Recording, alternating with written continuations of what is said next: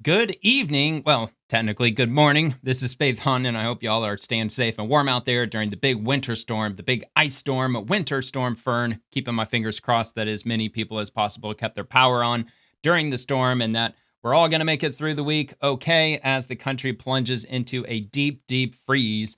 So, anyway, there was a lot of drama that happened over the weekend in Minneapolis starting around 9 o'clock a.m. on Saturday. An individual known as Alex Pretti with an I, not a Y, was protesting ICE, even though it didn't appear as though he was engaging with ICE. There were two or maybe three individuals that were getting a little too close to ICE. They were protesting, doing what the progressive leftists are doing, and ICE shoved them off the street and onto the sidewalk because if you're on a public street interfering with ICE operations, that's obstruction. But anyway, so they pushed him out of the way. This individual, Alex, got involved.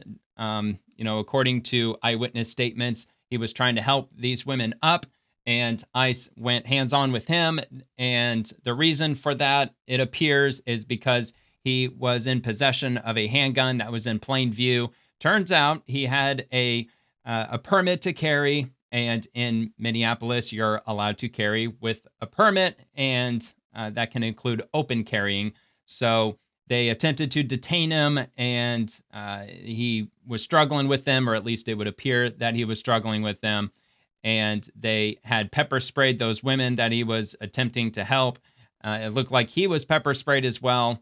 So so it's a big mess, and it looked like that his firearm was removed during the struggle, and from the time that his firearm was removed from his person to the time he was shot, like about a second, maybe 2 seconds went by. So yeah, it's a big mess. Of course it is. So anyway, I got a little bit of info here. So when was Alex Pretti shot exactly? He was shot on Saturday, January 24th, 2026. According to video analysis and eyewitness reports, the precise timing of the shooting in Minneapolis, Minnesota was as follows. The first shot at 9:01 a.m. and 14 seconds Central Time. Subsequent shots, there were 3 more that were fired at 9:01 and 16 seconds, so 2 seconds or less, followed by 6 more shots within 3 seconds, totaling at least 10 shots in a 5-second span. The location was on Nicollet Avenue, specifically near 26th Street in the Eat Street area. And Alex Pretti was 37 years old, worked as an intensive care unit nurse at Minneapolis VA Health System. The fatal shooting by federal Border Patrol agents. I know Border Patrol and ICE, they work alongside each other, but Customs and Border Protection and Immigration and Customs Enforcement are 2 separate entities, even though they both work under the Department of Homeland Security. And I bring that up because Democrats are calling they're full steam ahead. They've turned it up to level 1,000. They've made it as clear as crystal that they're going to defund ICE. They're not going to fund ICE, specifically calling out ICE, even though according to Google, it wasn't ICE. It was Border Patrol who were engaged in this situation during a targeted immigration enforcement operation. While federal officials claimed he was armed and intended to massacre agents, bystander videos and state officials, including Governor Tim Walz, have contested this narrative, noting that agents appeared to have disarmed him seconds before opening fire. So Governor Tim Walz, he knows just as much information as I do and all of us. I mean, he's not privy to what's happening inside the agencies, at least not to my knowledge. I mean, he's governing Minnesota. I don't think he has all the insider information with regard to Customs and Border Protection, Department of Homeland Security, Immigration and Customs Enforcement, and so on. So that's just some bare basic information on that. And we've got a few different video angles. This is the first one. I believe this is the first one that was released. And Ryan Grimm posted this on January 24th. Drop site obtained harrowing footage of the latest killing, which appears to be from the perspective of the woman in pink filming from the sidewalk. Let's take a look at this. Oh, maybe. All right, here we go. We're good. Of course, they got to have the R-word whistles going, as the progressive left has been doing lately. They repurposed the R whistle for the ICE whistle, illegal whistle. Oh.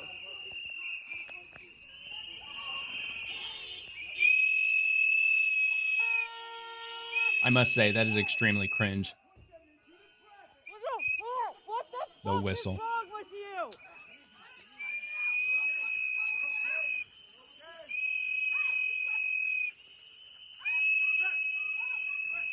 Okay, so you notice the guy who was just getting sprayed, and then it looked like he was taken down. This is, I believe, this is the individual they end up shooting, and he apparently he's openly carrying a firearm. Although I don't see it, maybe it's over on his right side. I would assume it's on his right side. Yeah, so he's getting sprayed. At least, I mean, the spray. Yeah, he got sprayed just then. So he's trying to drag one of the women back into the street. Did you notice that? I see. I didn't really pay attention to that the first time I saw this. So he's trying to pick her up, and for some reason he's not dragging her off to the curb. He's actually trying to drag her into the middle of the street. Well, at least that's just my opinion. Honestly.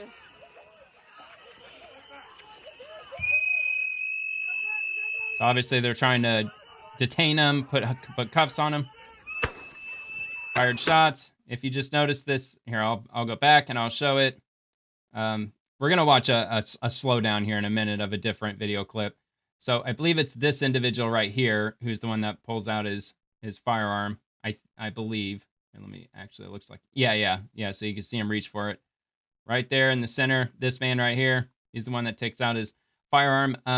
During this whole scuffle, one of them, I think it was one of these officers over here, just to the other officer, he's pulling his gun. The man to his left, I believe, is the one who disarmed the subject, Alex Pretti.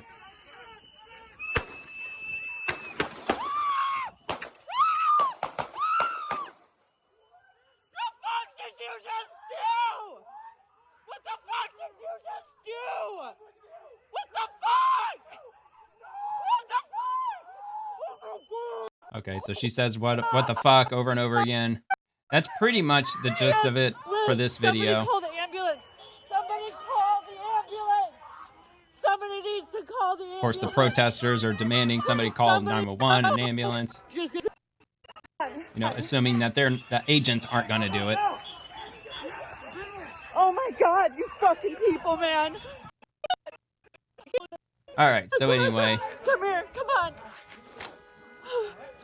Slipping and falling. It is. I'm assuming they're administering aid at this point, even though they fired 10 shots at him from a very close range. Up to 10 shots.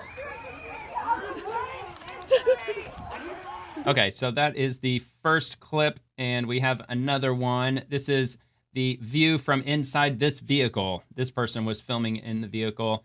New footage of ICE agents shooting Alex Pretti in Minneapolis. Agents pepper spray Pretti as he films and steps in to help a woman who was pushed. Then 7 swarm him, pin him down on his knees, and end up shooting him.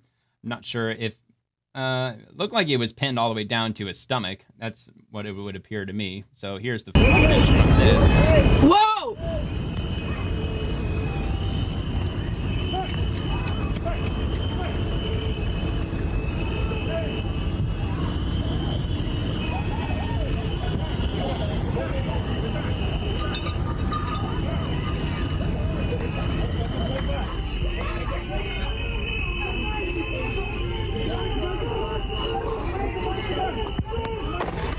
Holy shit!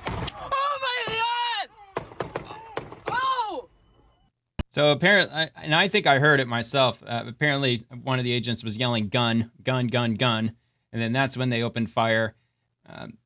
Yeah, so some reports say that he had a phone in his hand, and then other reports say he didn't have anything in his hand. They did confirm that he was armed. However, the firearm appears to have been removed from his person, like roughly a second, maybe second and a half before they started shooting. So the Great Gads says, new view of the Minneapolis shooting. This looks like he is trying to unholster, and then after they had him down, you hear the agents yelling, gun. Okay, so this looks like the same footage. All right, here we go. Yeah, we already saw.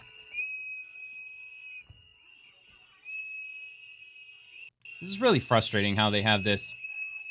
You know, it's difficult to full screen. All right, here we go.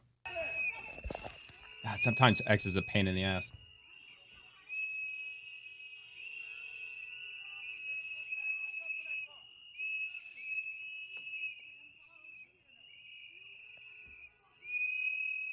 Why is he directing traffic? Go.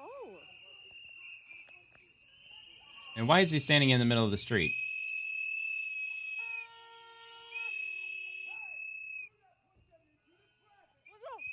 What the fuck is wrong with you?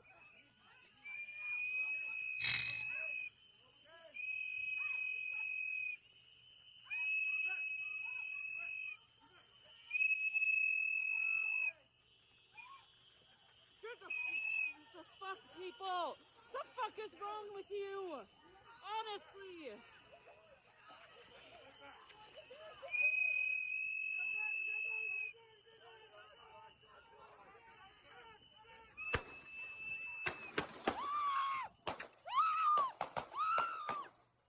Okay, so of course, seeing the same video again.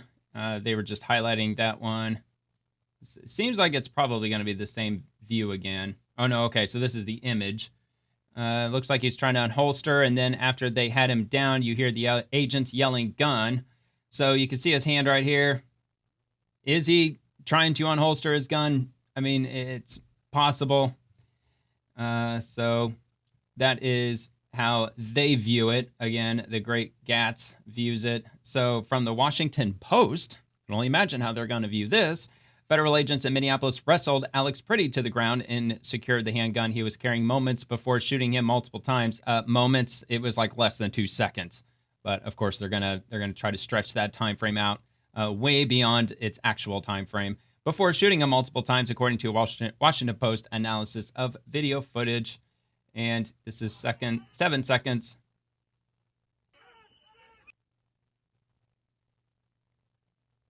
Yeah, it seems that was probably the gun that was removed, right?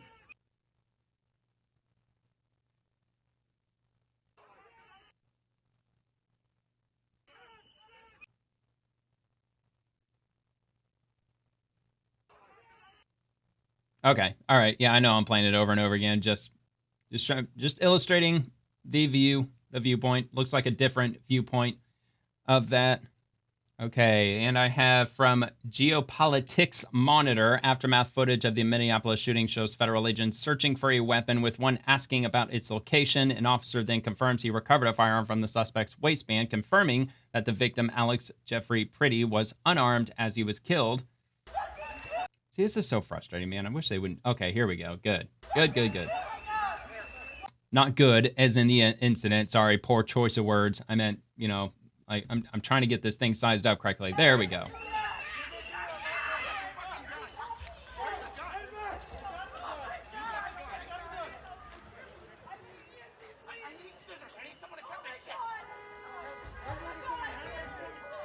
Clearly, after the shooting.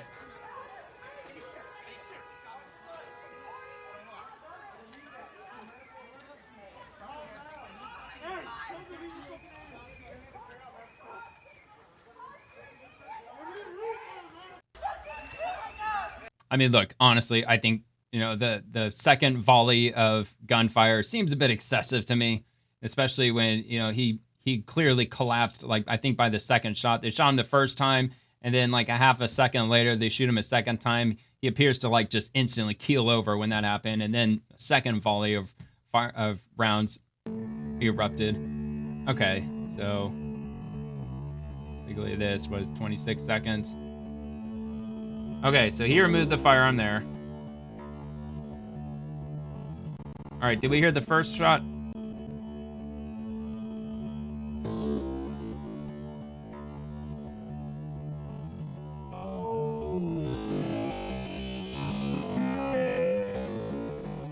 Okay, all right. I'm not sure what's going on with that audio. Maybe the loud peaks of that may have been the first round of gunfire, perhaps. And the next image shows him with the firearm. And again, it was like, it had to have been less than a second. And that's the image of the firearm. And we've got the next post, breaking stabilized footage released. This is the clearest footage of the Minneapolis shooting released so far, and it makes things extremely clear. One ICE agent takes the gun, another shoots him in the back. This looks like an IDF execution. Oh, no. All right. So, look, I'm going to take this with a big grain of salt. This could be manipulated with AI, so, you got to keep an eye out for that. Not saying it was. I'm just saying that it's extremely possible.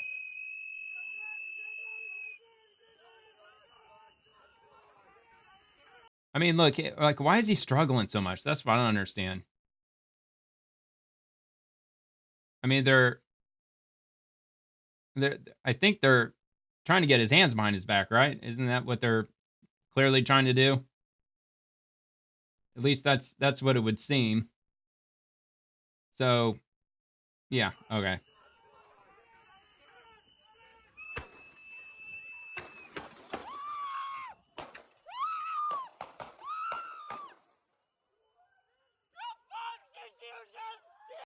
Okay, so there's that, and I slowed down the video of Minneapolis shooting. You can see and hear the first shot coming from the suspect. That's why the officers jumped back. Okay, I didn't really catch that, so I guess we'll see.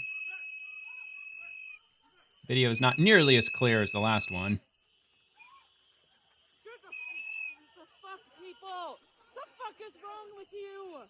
Honestly.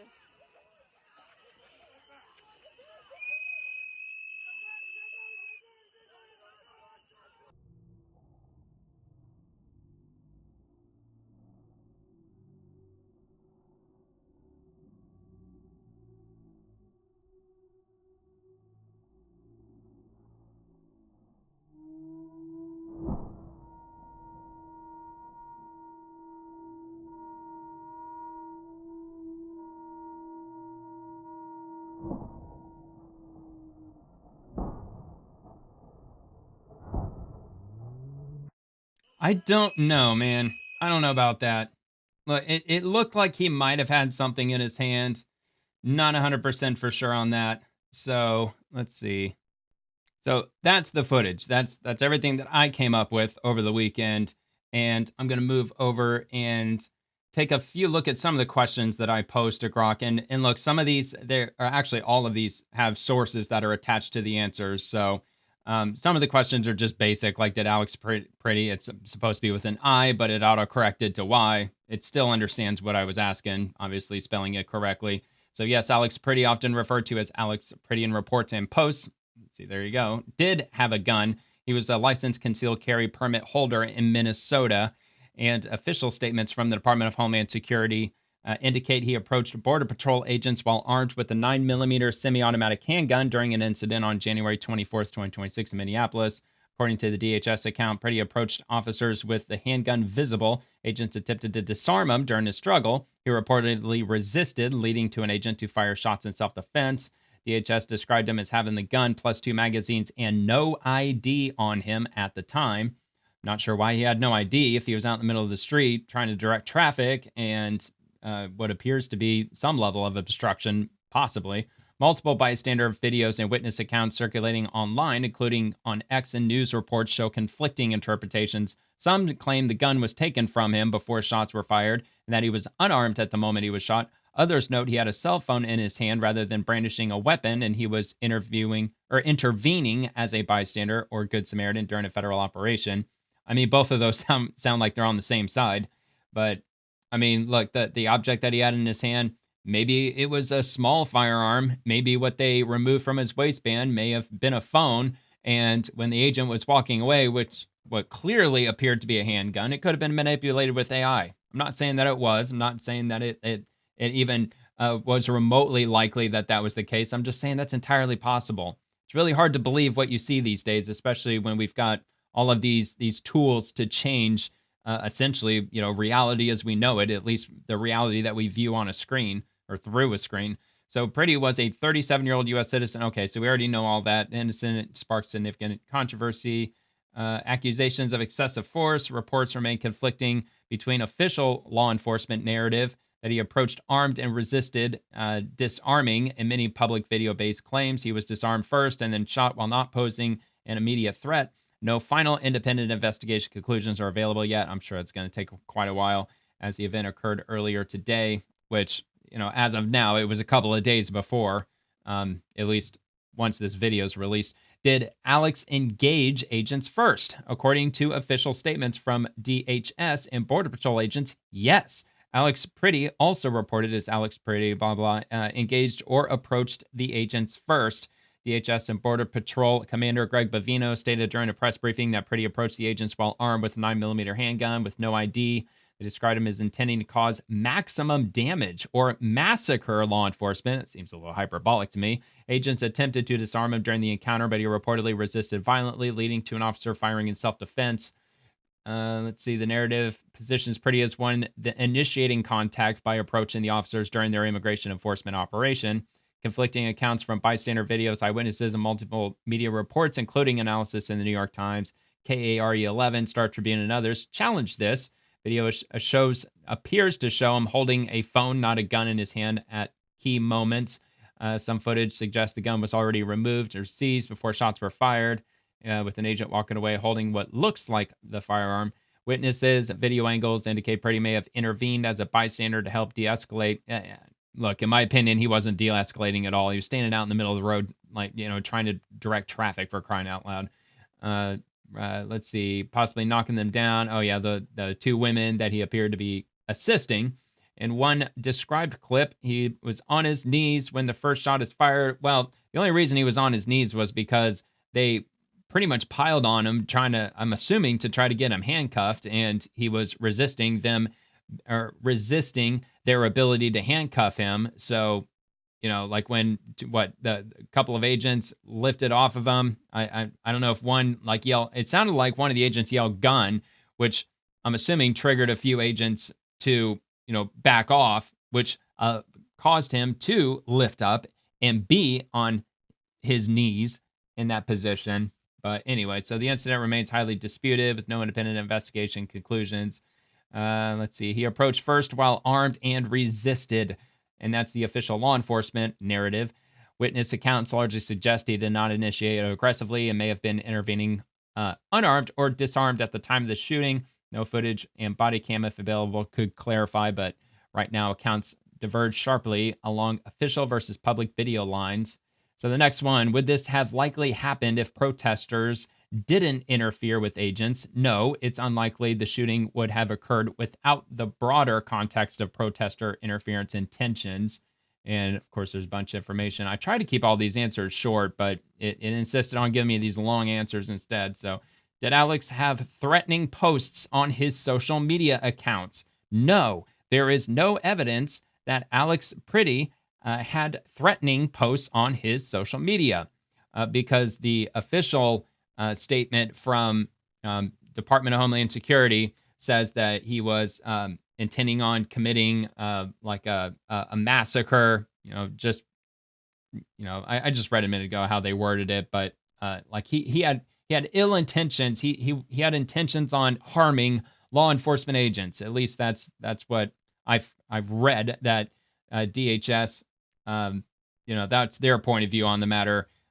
So I just wanted to ask that question, well, did they get anything off his social media accounts? And at least according to Grok, no, there was nothing on his social media accounts. And let's see. So yeah, so these are all the different articles that it pulled information from, and buried in here in one of these articles, and actually probably a number of these, it said, that he didn't have anything on his social media that would indicate that he was going to mean harm on law enforcement. Of course, one would have to take this with a grain of salt because the mainstream media, they haven't set themselves up to be very credible over the last 10 years. So just because the mainstream media, like The Hill, USA Today, Facebook posts, Instagram, YouTube, Reddit, X, ABC News, CNN.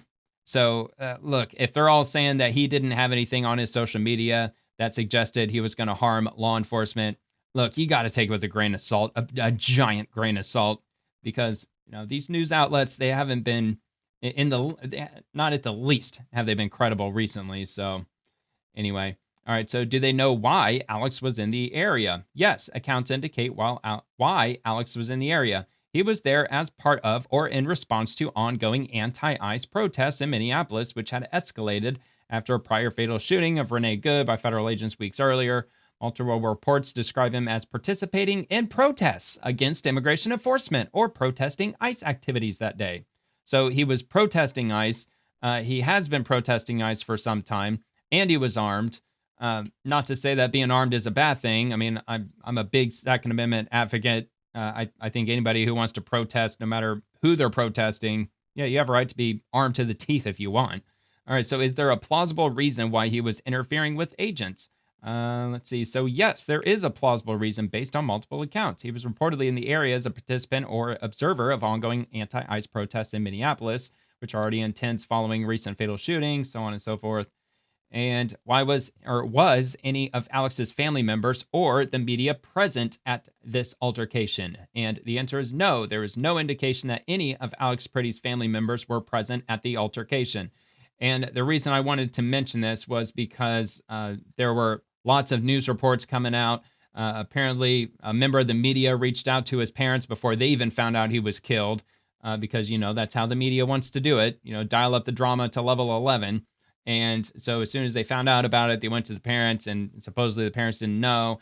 And they were asked, like, did he mean any harm toward agents or anything? And according to the family, they said no, he didn't mean to hurt anybody, or he had no intentions of doing so. So that's why I asked the question, because like some of the news might frame it in a way that might suggest that they were there. I mean, like, were the family members there? Did they like I don't know, whatever. So I just asked the question.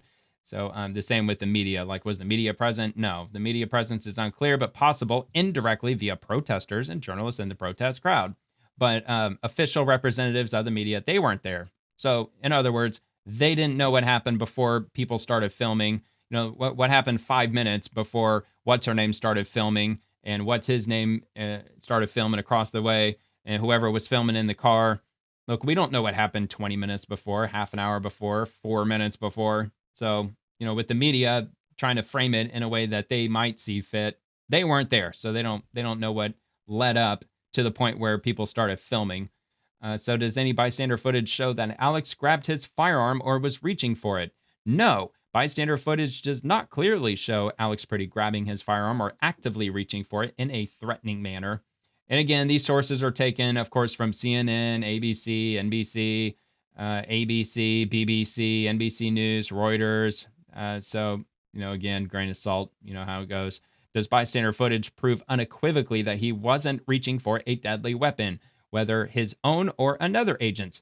No, bystander footage does not prove unequivocally that Alex Pretti wasn't reaching for a deadly weapon, whether if it's his own or another's. I mean, it's possible. Look, they had like 7 agents like surrounding him. So no matter which angle that we observed, it was kind of unclear what was happening in the center of all of it. Maybe he was able to get his hand on another agent's firearm and he was trying to yank it out of the holster. I don't know. I didn't see it. Perhaps that was the case. I don't know. And look, it appeared he may have had an object in his hands. Maybe he had a second firearm. A lot of people who carry arms, I mean, look, most people might think it's ridiculous for somebody to carry 2 firearms, but people carry 2 firearms. Sometimes people carry a large firearm on their hip and they'll carry a second one, I don't know, like in their calf or maybe in their pocket or what have you. Maybe he had 2 guns. So, and plus, federal agents, I'm sure, look, if they see somebody with a firearm and they disarm him, I'm sure that their training tells them that to proceed as if the subject is still armed, even though you disarmed him, because it's not out of the realm of impossibility or possibility for somebody to have a second firearm. Or maybe he had a hunting knife, or he had any kind of weapon, whether if it's a gun or otherwise. So anyway, let's go to the next one. Let's see. Does it appear Alex was resisting officers with or without violence? Bystander footage shows Alex Pretti resisting officers, but the resistance appears nonviolent or minimally physical, not aggressive or violent. So he was resisting, according to the mainstream news.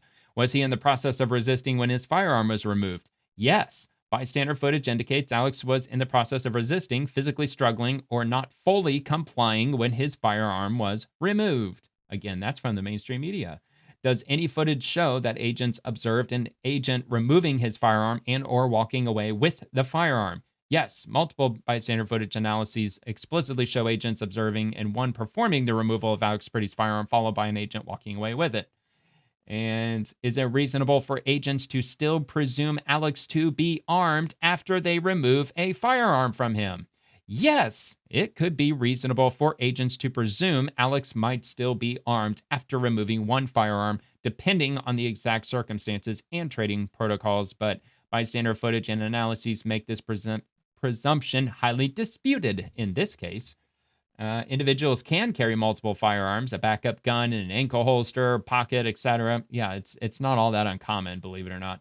Extra magazines pretty reportedly had two on him, could indicate intent or preparation for more. That's a fair point. High stress, chaotic encounters, protest, disruption, physical struggle. Officers are trained to assume hidden threats until a thorough pat down and search confirms otherwise, especially when there's been an 8,000% increase in assaults against federal agents over the last year. I'm sure that they absolutely handle it this way. Just because we removed a gun from him doesn't mean he's disarmed. And if the dude's still fighting us after we removed a firearm from him and he still isn't complying, not saying you should shoot the guy. I'm just saying, they handle it the way they handle it. I don't know. I wasn't trained as a federal agent.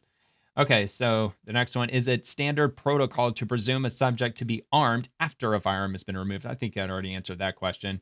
Yes, it's standard protocol and training for law enforcement, like federal agents like Border Patrol, to presume a subject may still be armed or pose a threat after removing one firearm. Does it appear that Alex was acting aggressively in any way before agents engaged him? No. Bystander footage and analyses do not show Alex Pretti acting aggressively before agents engaged him. Which, to be fair, in the video that was shared, didn't seem like he was acting aggressively at them. Do we know if agents have footage of the scene prior to the bystanders' footage they released? No, there was no public confirmation or release of any agent or body cam footage from prior to or during the bystander videos, at least not currently, not right now.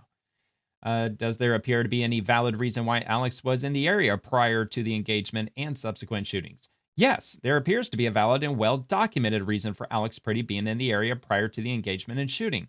Multiple reliable sources, including family statements and news, confirms he was participating in or responding to ongoing anti-ICE protests in Minneapolis.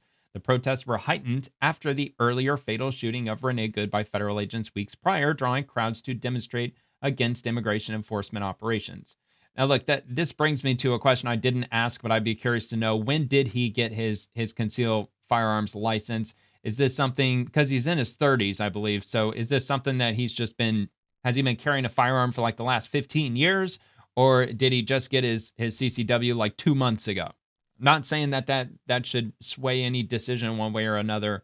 I'm just saying, it might bring, maybe it wouldn't bring any light to it. I don't know. It's just a personal curiosity.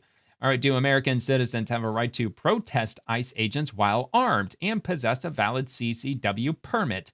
Yes. American citizens generally have a constitutional right to protest while lawfully armed with a valid concealed carry weapon permit, including near ICE agents in public spaces, but with significant limitations and risks.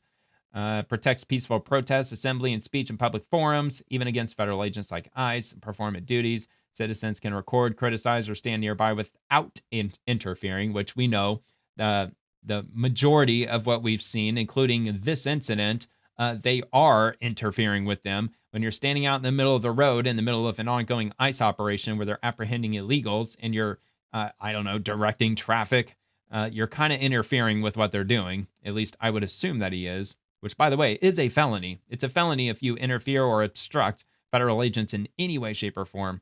So the Second Amendment, no federal law broadly prohibits armed protest near ICE agents in public, which I already knew the answer to all that. I just figured I'd just show it here. However, key caveats make this highly conditional and dangerous. Interference and obstruction of federal officers is a crime. Approaching armed during an active operation can be seen as threatening or resisting, even if not intending violence. And that, by the way, is 18 USC section 111 or similar. Agents can use force if they reasonably perceive an imminent threat. Graham versus Connor, carrying a visible, accessible firearm in a tense encounter, such as protest chaos or a struggle, often escalating to deadly force justification. So just that alone, look, I mean, he was in a tense situation, 8,000% increase against ICE agents, getting attacked. They already had to go hands-on on a couple of other protesters. He was with those protesters. He's I don't know if you could say that he was walking toward agents armed, whether if he had his hand on his holster or not. I think that's well, look, he didn't have his hand on his holster when he was helping those ladies or whatever, at least not that I saw. So anyway, in the Alex Pretti case, officials argued his armed approach during an ICE op posed danger. Critics, gun rights groups encountered that lawful carry alone doesn't justify shooting, especially if disarmed first. Protests aren't gun-free zones by default, but brandishing, reaching, or resisting can void protections. So anyway, based on observations and what the public currently has, does it appear the agents were justified in using deadly force? No. Based on public observations and available bystander footage, it does not appear the agents were justified in using deadly force. Is there any social media information directly from Alex indicating he intended to harm federal agents? I know I already asked this question, but no, there's no information directly from Alex Pretti indicating he intended to harm agents. But of course, extensive searches of news reports, and then you get all the left-wing media outlets. So, maybe he did have extensive social medias. Maybe he was using an alias on social media. It's extremely common on the internet these days that you don't use your actual first and last name, especially on platforms like on X, for instance. Coverage consistently notes his clean record role as a VA ICU nurse caring for veterans and family descriptions of him as principled but non-violent, motivated over concern. Apparently, he had like a speeding ticket or something, but he had, according to the mainstream news, he didn't have a history with violence or anything like that, which I tend to believe because he was an ICU nurse for the VA. They probably wouldn't hire felons at the VA. That's just my wild guess. DHS via Border Patrol officials. Oh, wait. All right. Hold on. No. What information does DHS have to support their belief Alex intended to do harm against agents? DHS via Border Patrol agents or officials like Commander Greg Bavino and statements from Secretary Kristi Noem supports their belief that Alex Pretti intended harm primarily through these observations from the incident itself. No pre-incident evidence, such as social media threats or a prior record, is cited. He approached agents during an active immigration enforcement operation while armed with a visible 9mm semi-automatic handgun and no ID. Agents attempted to disarm him, but he violently resisted during the struggle, per official narrative. And again, this is what DHS is saying. This combination armed approach to officers amid a chaotic protest disruption scene was interpreted as intent to inflict maximum damage, massacre law enforcement, or do maximum damage and kill law enforcement. Direct quotes from DHS posts, Bovino press briefings, and Noem statements. I don't know, man. It sounds a little over the top in my just own personal opinion. I'm just being honest. They frame it as him impeding the operation and posing an imminent threat requiring defensive shots to protect officers and the public. Look, if they know something we don't, if they did find a social media account that's tied to him where he was talking crazy, then, come out with it. Because if they're just basing all that on just the video we saw, that's a pretty tall ask to get the public to believe that he now violently resisting. Possibly. Like I said, there was a bunch of agents surrounding him, so it's kind of hard to see what was happening in the middle of all of it. But as far as him, massacre law enforcement, inflicting maximum damage, I don't know about all that. Is it legal to open carry a handgun in Minnesota without a permit? Yes, it is legal to open carry a handgun in Minnesota with a valid permit to carry. And it looks like that's all I got for that. And I'm going to step over to DHS funding deadline, which is it's going to happen on January 30th of 2026. Because if you've been paying attention to politics lately, not just since this weekend, but going back to the first fatal shooting with that woman who struck an agent with her vehicle, causing internal bleeding. And when he was struck with the vehicle, it almost happened simultaneously. He shot her like almost immediately as he got hit by her vehicle, killing her. And then, of course, the left freaks out. They want to go full on meltdown mode as they do. And so ever since that happened, a ton of Democrats say that they're calling to defund ICE. One Democrat, I can't remember which one it was at the as of this moment. It could have been Hakeem Jeffries, but don't quote me on that. But one of them said that they intend on defunding ICE and they're going to work on legislation to do so. Actually, by now, I'm sure there's been a whole bunch of Democrats that have already taken that stance. But however, after this event happened, there's been a whole bunch of Democrats, and I'll show the post because I've got the post. There's a whole bunch of Democrat senators that have called on defunding ICE. And it would just so happen that January 30th, 2026, that is the deadline for the Department of Homeland Security to be funded for fiscal year 2026. So it looks like, and I would put it at a 99% certainty, that we will get a partial government shutdown starting January 31st. No doubt in my mind, because look, they need 7 Democrats to vote yes to fund the Department of Homeland Security. And there's a lot more than 7 who says that they have no intention on funding ICE for 2026. They can't cherry pick. They have to either fund the Department of Homeland Security in the Senate or they don't. It's one or the other. So the bill to fund the Department of Homeland Security has already passed the House. It's in the Senate. They just passed it a few days ago in the House. So now that it's over in the Senate, assuming that all Republicans vote for it, they need 7 Democrats to vote because they have to pass that 60-vote filibuster threshold in order to get it passed. Doesn't look like that's going to happen. Now, this could cause some serious damage to Democrats because included in the Department of Homeland Security, there's TSA, which, bless the TSA, because during the first government shutdown, they went 43 days without a paycheck, and now it looks like they're going to have to go more time without a paycheck. So they're getting a double whammy, it would seem. And also Secret Service, that's another agency under DHS. And then, of course, there's Customs and Border Patrol. There's the U.S. Coast Guard and, other entities. So if Democrats vote, or if they do not pass the funding, then all of those agencies are not going to get funded. And a lot of those people, most of them, are going to have to work without getting paid, just like what we saw in the first government shutdown. So I'm going to go through some of that information, and then we'll check out some posts from the Democrat senators. So the deadline to fund the Department of Homeland Security for the rest of fiscal year 2026 through September 30th is on January 30th. This is the expiration date of the current continuing resolution that has been providing temporary funding, which is what they passed back in, I believe it was back in November, essentially what got the government reopened. Remember when they were going through that whole bullshit, Democrats shutting down the federal government because Republicans still, after 15 years after, they still refuse to touch Obamacare. Republicans haven't touched, not a single Republican has touched the Affordable Care Act, Obamacare, or the extension, the subsidies, none. And Democrats, they wanted Republicans to vote to continue funding it, and they said, no, we've never even touched Obamacare ever. We're not going to start now.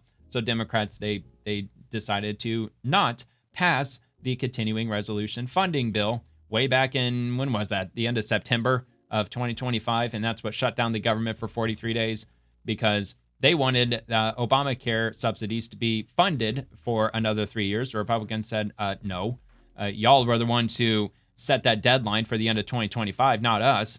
And they said, okay, well, fine, then we're just not going to pass this funding bill. And then the government shut down. So clearly, Democrats shut down the government the first time, even though it, depending on what poll you look at, it would seem that more people believe that it was the Republicans' fault somehow. Although I don't understand how, other than the Republicans simply being in control, but that's not how the Senate works. You need 60 votes in the Senate, not a simple majority. All right, so anyway, so the expiration date of the current continuing resolution that has been providing temporary funding, Congress must pass and enact full-year appropriations, including for DHS, or another extension by that date to avoid a partial government shutdown affecting DHS and other agencies. Recent House passage of the DHS funding bill and related packages has advanced the process, but Senate action and final enactment are still needed before the deadline. List every agency within the Department of Homeland Security. So let's take a look at all of these that will be affected if Democrats vote no to fund Department of Homeland Security next week, or in a week. U.S. Citizenship and Immigration Services, USCIS. The United States Coast Guard. The United States Customs and Border Protection, that's CBP. Cybersecurity and Infrastructure Security Agency, or CISA. Federal Emergency Management Agency, that would be FEMA. Federal Law Enforcement Training Centers, FLETC. United States Immigration and Customs Enforcement, ICE. United States Secret Service, USSS, and Transportation Security Administration, the TSA. And support directorates and key offices include Management Directorate, Science and Technology, Countering Weapons of Mass Destruction Office, the Office of Intelligence and Analysis, the Office of Homeland Security Situational Awareness, and the Office of Health Security. Now, FEMA, So this really could backfire on Democrats in a bad way because, look, if FEMA isn't continued with their funding, and if this means that FEMA's funding is instantly blocked, cut off, FEMA cannot function as an agency at all, starting on January the 31st, well, then the Democrats will probably have a serious problem if that's the case, because I'm assuming this mega winter storm, which, you know, the rage bait media, as they often like to be, they drummed up this storm to the umpteenth degree to make it sound like it was the worst thing that we've ever dealt with as far as a winter storm, which I know that's not the case. And look, we probably have far worse winter storms than this, even though it was very widespread. It affected 40 different states. A whole bunch of states declared states of emergency for federal funding, and that does include blue states. Governor of Virginia, I showed on my show, The Swamp, I believe it was on Friday, the governor of Virginia signed, what was it, a disaster declaration or a state of emergency declaration, what have you, ahead of the storm. South Carolina, I know President Trump approved their request for an emergency. So with FEMA not having any money, they might catch a lot of flack because, you know, that could be, you know, like with Democrats, how they like to, you know, drum up the propaganda, the hyperbole, especially with the first government shutdown. It'd be a pretty easy in for Republicans to get on TV and say, look, Democrats, they're not funding FEMA. They don't give a shit about you if you lost power in all these blue states. You know, listen up, Democrats. This is who you voted for. They don't want to send any emergency response your way. They don't, you know, FEMA, they're the ones that they come in and they help you with all of your emergency assistance. They help you rebuild. You know, they help replenish the refrigerator from all the food you lost and so on. You know, probably not going to be relevant for a winter storm specifically, but I think you get what I mean. So anyway, all right. So will these agencies all have to work without pay if DHS is not funded by the deadline? No, not all DHS agencies or employees would work without pay if funding lapses after January 30th. In a government shutdown, most federal employees face furloughs and no pay during the lapse. But many in DHS are designated as accepted or essential and must continue working without pay. Key points: accepted must work no pay during shutdown includes most frontline personnel in CBP, also in ICE, also in TSA, also in the U.S. Coast Guard, the U.S. Secret Service. So basically, if Democrats if they refuse to vote for this, which they're going to, they're not going to, they will partially, well, they're going to shut down DHS, or at least they're going to attempt to shut down DHS. But what's going to end up happening is that Immigration and Customs Enforcement, they're just going to keep working because they have to keep working. So Democrats, they're just going to assume that, well, if we don't fund ICE anymore and they don't receive a paycheck, then they'll just simply quit.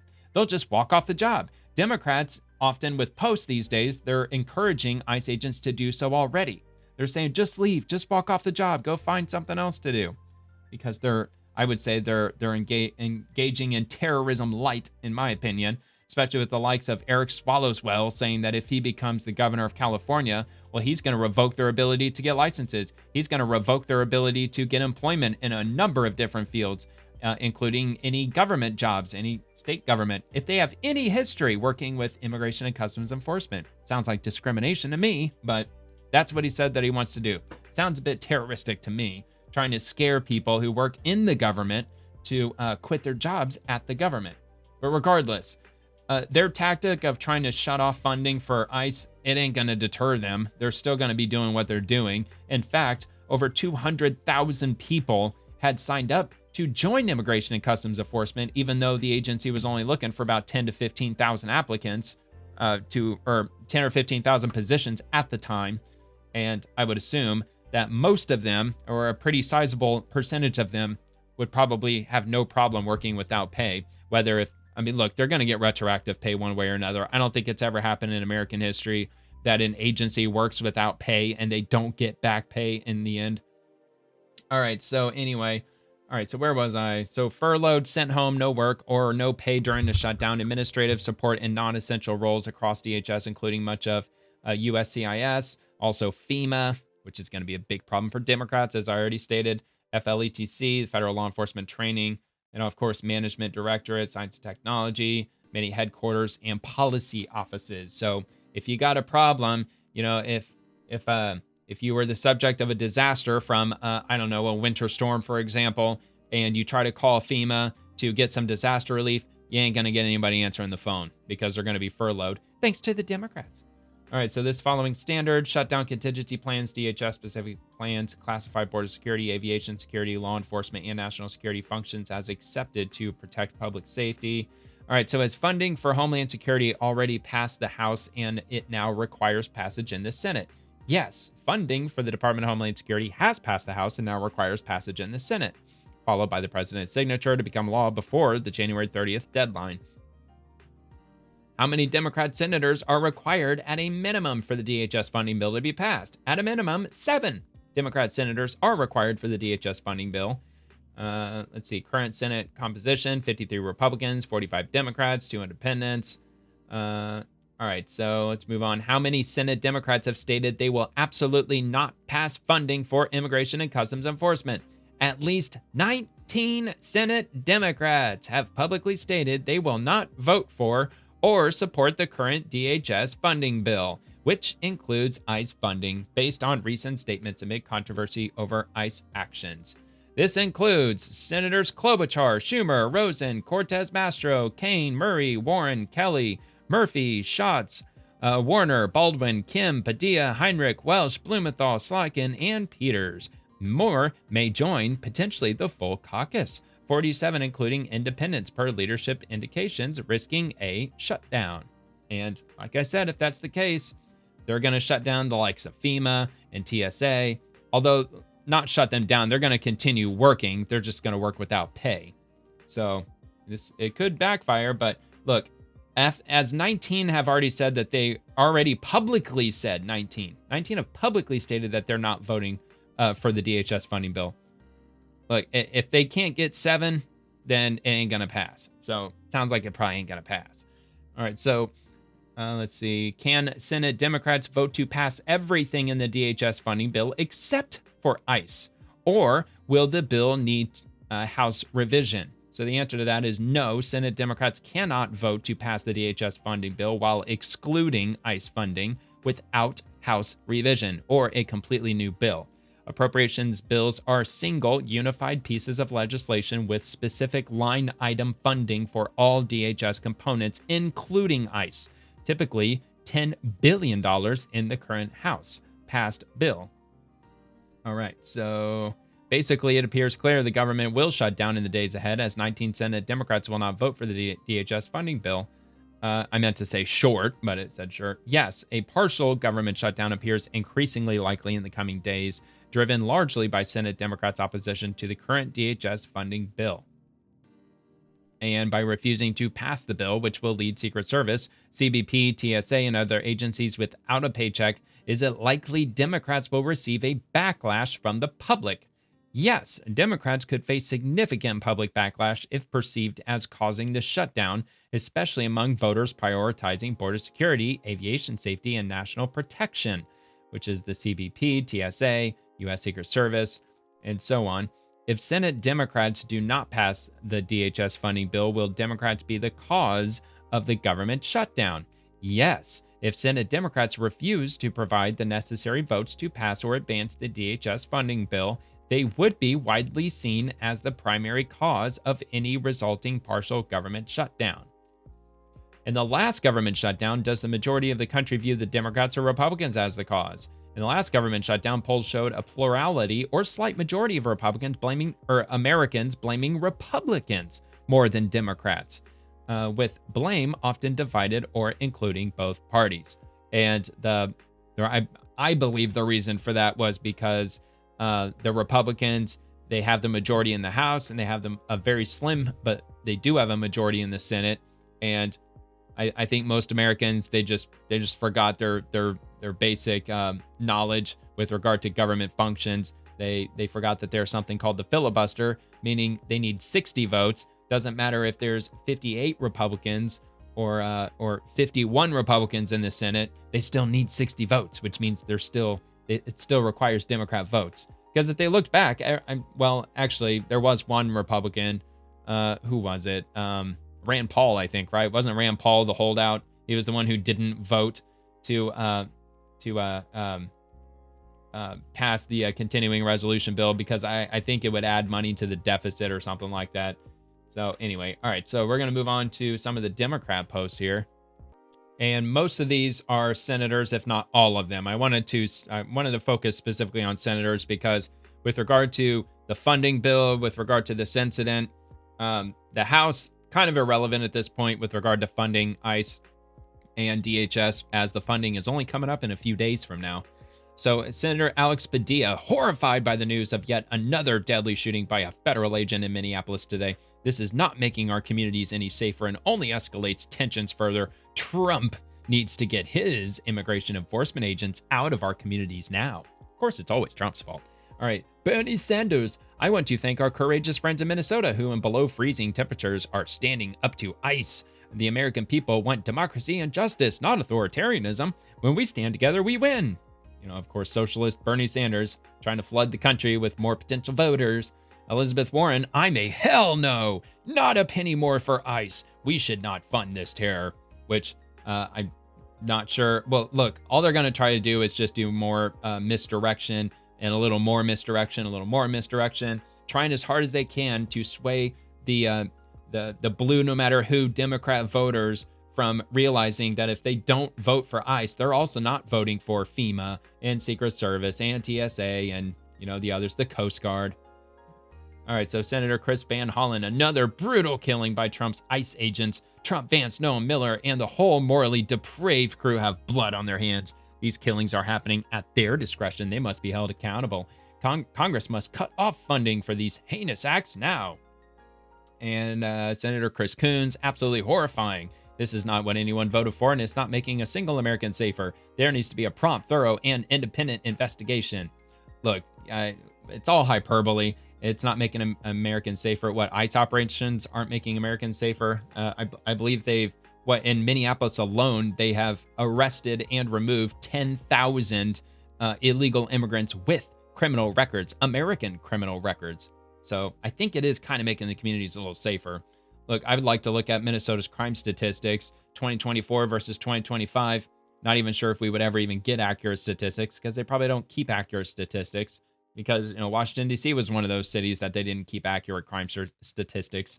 All right, Senator Mark Kelly, another person in Minneapolis, is dead at the hands of federal law enforcement. What this administration is doing isn't making communities any safer. It's doing the opposite and creating chaos in the streets. It has to stop now. Senator Chris Van Hollen, the real domestic terrorists are in the White House. The victim, Alex Pretti, was reportedly a law-abiding U.S. citizen and an ICU nurse at the VA. He was licensed to carry a firearm. Trump and Miller are responsible for his killing and are now lying to the American people. Let's see. ICE Senator Tammy Baldwin. ICE and DHS are out of control and making our communities less safe. I will not support funding for DHS without clear accountability and stronger controls over the agency. It is time for the Senate to do its job and rein in this lawlessness. Cory Booker. ICE operations in Minnesota must end immediately. Congress must continue funding an out-of-control and unaccountable DHS and ICE that have repeatedly escalated violence so severely broken laws and constitutional protections.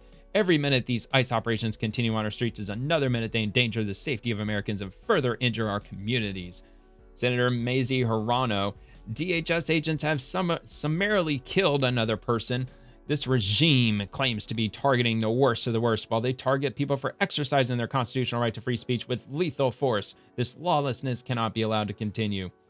Senator Ruben Gallego. Today, federal agents executed a person on our streets. It was unprovoked, without threat, and with excessive violence. They shot a man who was already on the ground. We won't stop until we completely change this system we have now.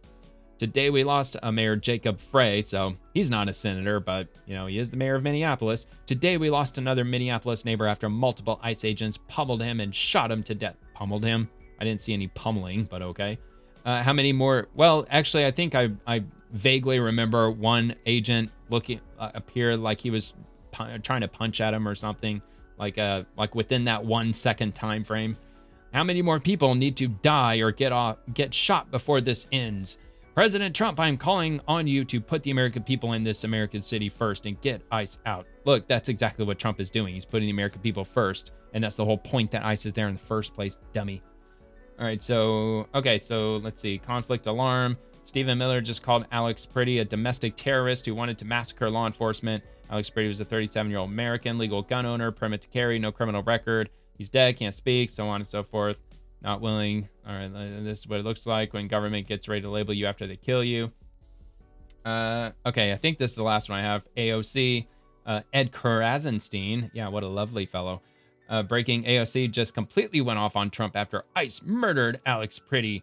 Donald Trump. Okay, so it's a quote. So let's hear from AOC. Donald Trump accusing a Veterans Affairs ICU nurse as being a terrorist against the United States. A man who was treating service members to our country, veterans, service members to our country, who was dedicated. He wasn't doing that. He was protesting against ICE when that happened. Dedicating his life to serving Americans, who in his final act on this earth was helping a woman pushed to the ground. And they are directing traffic. Calling him a domestic terrorist in order to defend their gross abuse of power, their absolute breaching of the law, and in order to also precipitate greater conflict. All right, so, spoken like a true Democrat, of course, because, she wasn't there. None of these people were there. Only the agents were there and the protesters were there. So, that's basically all I've got, really, for the most part. Of course, there's going to be tons of mainstream news articles out there. They weren't there either. They're only going to watch the same footage that I showed you, and they're going to come to their own conclusions. So anyway, that's all I got. We'll see what happens. I'll keep a close eye on it. I do the swamp Monday through Friday. The videos usually post around 11 o'clock p.m. Eastern. I spend about an hour and a half to 2 hours going through all kinds of posts, all kinds of content that the federal government puts out on a daily basis. I follow all the agencies, all the politicians. I follow the bureaucracy, follow everything. And whatever comes across my way, I talk about it and I share it with the videos, the images, the articles, the legislation, the bills, anything and everything. I cover it. So please consider subscribing to the channel if you want to hear more about what's going on in the daily affairs of our federal machine. And I will hope to see you next time. Have a great evening or a great day. Stay safe, stay warm, most importantly, with this crazy ass cold freeze, with all the climate change, global warming happening. We got to keep our head on a swivel. All right. See you later.